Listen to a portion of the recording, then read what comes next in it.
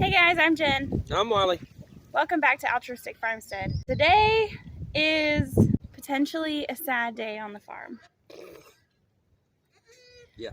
One of our goats, Coco, went into labor yesterday. We are still relatively new to kidding with goats. We weren't sure when to intervene. Now that we have consulted with other goat owners, we feel like it's time to get down to business and see what's going on, but we are not hopeful to have live kids out of Coco, which is unfortunate. On a positive note, we came out here to check on Coco, and Chanel just had a baby. So that's good news, but like I said, I'm not sure that Coco's kids are going to be born alive. At this point, we'll just be happy if we can save Coco. Just a warning, this video may be explicit. Your discretion is advised because we are going to be getting dirty. So, yep. Well, let's get after it. Chanel had a baby this morning. She may have another one coming.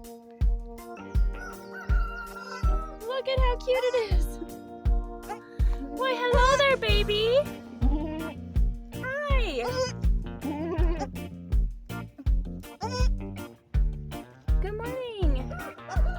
Welcome to the world.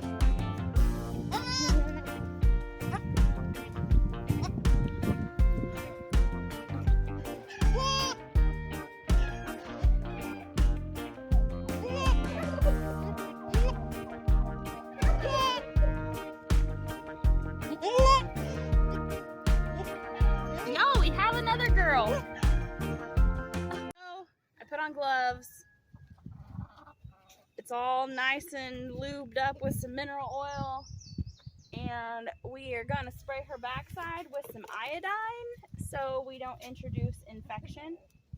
I really don't want to do this, but I'm going to have to reach in there and see what I can feel around and see if the baby's in the wrong position, see if the babies are still alive or not, and then go from there. So, here we go.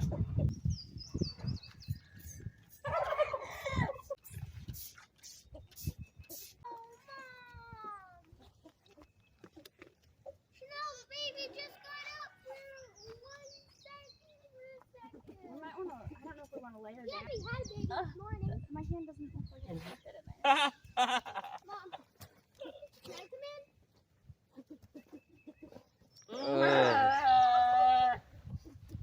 Lay down, Coco. Lay down.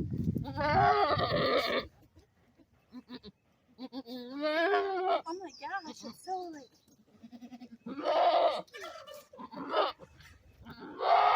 I'm sorry. Oh, I feel so bad. Well, guys, nobody ever said farming was easy. We're still new to goat farming. Or actually, we're still new to all kinds of farming. Last year, we only had one goat kid born, which is Fendi, who is right over here eating.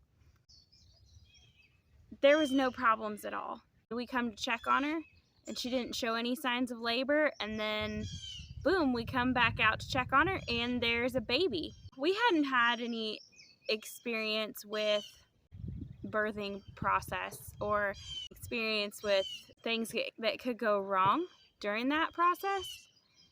Yesterday, when Coco was going into labor, I wasn't as educated as I should have been on what things to look for, like the things that could go wrong. So I monitored her hours and hours and hours yesterday, and she didn't seem to be distressed, and she didn't seem to be having a hard time. So I come to the conclusion that I probably ought to just leave her alone and let her do her thing. I expected to have a baby when we woke up this morning, but that wasn't the case. We had to make a quick run to town, and when we come back, Chanel, her sister, had a baby. I mean, she had just had her, and we weren't gone very long. Chanel had zero problems at all. Chanel wasn't even showing signs of going into labor, but we really weren't even expecting kids until the beginning of May. Obviously, our dates were off. Our buck is always in with our does. We don't know exactly when they got pregnant. After consulting with some other people who have goats, recommended that I should check her out. That was not something I enjoyed doing at all, and I don't want to do again. But I mean, when you're a farmer, you just kind of have to do what you got to do when you have to do it to help save your animals. Well, I checked her out. She hasn't dilated. We were told that we should bump her, which means basically you give her a really big hug around her belly and push on her belly to see if you can feel any babies in there. When we did that, we couldn't feel any babies. It just felt all squishy, like, a gut. I'm worried about her, and I'm afraid we're going to have to make a hard decision. It's never fun. On our farm, we raise our animals for production and for meat.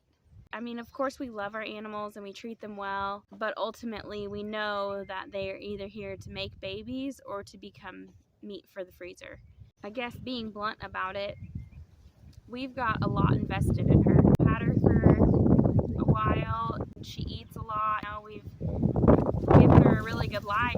We might have to make a choice whether to put her down or just let her go and see what happens. But I'd hate for her to suffer, and I'd hate for her to get an infection and ruin the meat that we could put in our freezer. I don't know what that decision is going to be. I don't know if baby or babies, if she miscarried. I don't know. I'm not a vet. I'm not a goat expert. I've called and talked to people that have much more experience with this than I do, and we've done what they've recommended. And that's about all we can. So I'm monitoring her, and I'm checking her temperature to make sure, if it goes up, then that's a sign of an infection. I'm just praying for discernment, for the Lord to guide me and let me know how to best handle this situation, because this isn't really something we've experienced yet, and it's not an easy thing. So, oh, there's mom and baby. At least that makes me happy. I will definitely be investing more of my time in research. Something I learned is a good rule of thumb is that after the goats water breaks, or they should make obvious progress within 30 minutes, otherwise they may need assistance or it might be a sign of a problem.